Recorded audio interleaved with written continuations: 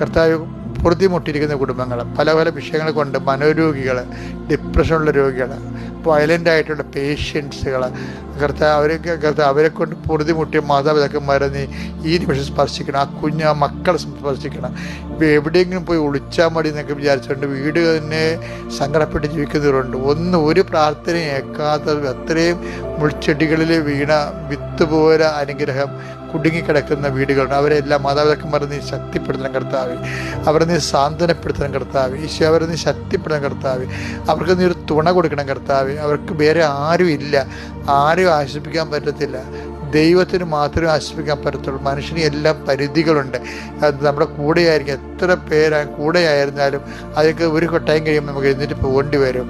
അപ്പം അതുകൊണ്ട് തന്നെ കർത്താവെ നീ മാത്രമേ ഉള്ളൂ, സങ്കടക്കാർക്ക് നീ മാത്രമേ ഉള്ളൂ. നീ പ്രത്യേകം ഓർത്ത് ഈ പ്രാർത്ഥന കൊണ്ട് അവരെ അനുഗ്രഹിക്കണം. അവർ പോകുന്ന ഇടങ്ങളെ അനുഗ്രഹിക്കണം, അവരുടെ ആശയങ്ങളെ അനുഗ്രഹിക്കണം, അവരുടെ ചിന്തകളെ അനുഗ്രഹിക്കണം, അത് നടപ്പിൽ വരുത്തുന്ന രീതി അനുഗ്രഹിക്കണം.